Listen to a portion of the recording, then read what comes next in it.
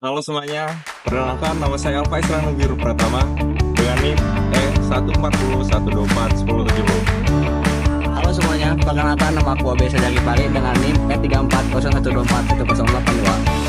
Perkenalkan saya Nahda Harimita Ratu Kusuma dengan NIM I14012410777. Halo semuanya, saya Armadi Sirkodela dengan NIM E34012151.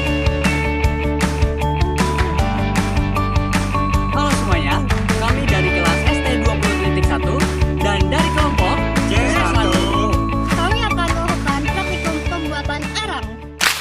Pada praktikum kali ini, alat dan bahan yang dibutuhkan yang pertama adalah kayu. Pastikan kayu kering, selanjutnya adalah parang untuk memotong kayu, kemudian ada korek api untuk memantik api, dan ada lilin untuk membantu memantik api.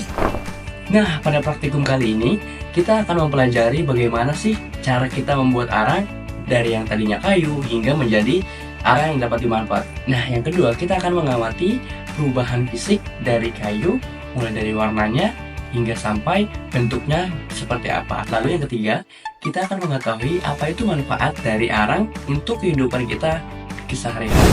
Jadi kita akan membuat api. Gimana sih cara ngebuatnya? Pertama-tama, sebelum kita membuat api, kita harus membuat panggung apinya terlebih dahulu. Fungsinya buat apa? Supaya ketika kita membuat api, si api itu tidak langsung menyentuh tanah. Karena dikhawatirkan si tanah itu kan lembab. Nah, itu akan menghambat proses terjadinya pembuatan api. Nah, yang kedua, kita membuat sarasa. Gimana tujuan untuk pembuatan sarasa ini? Agar mempermudah proses pembakaran awal api.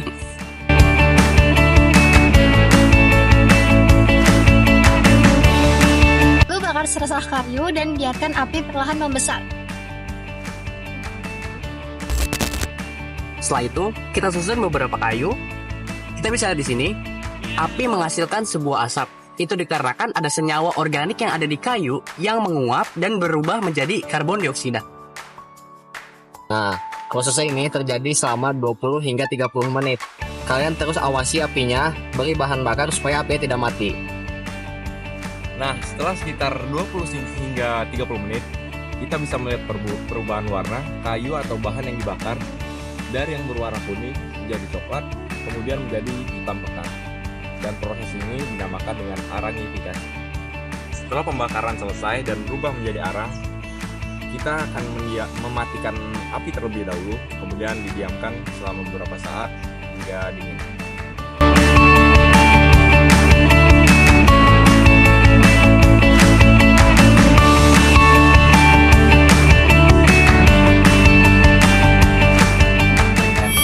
Nah, setelah kita berhasil melewati beberapa proses dari mulai pembuatan api, pembakaran, hingga pendinginan, kita akan menampilkan beberapa data percobaan dan hasil pengamatannya. Nah, berikut merupakan data percobaan dan hasil pengamatannya. Ya, yang pertama kita bisa di sini menyiapkan bahan utama, yaitu kayu, jenis bahannya kayu dalam kondisi kering, tidak ada getah dan air, dan lain sebagainya yang dapat kita lihat di sini. Nah, jadi kesimpulan dari pembuatan arang ini, metode yang kita gunakan adalah metode traditional method, yang mana itu meminimalisir biaya, yang sehingga apabila kita ingin membuat arang di alam sana tanpa menggunakan drum, itu dapat dilakukan dengan mudah.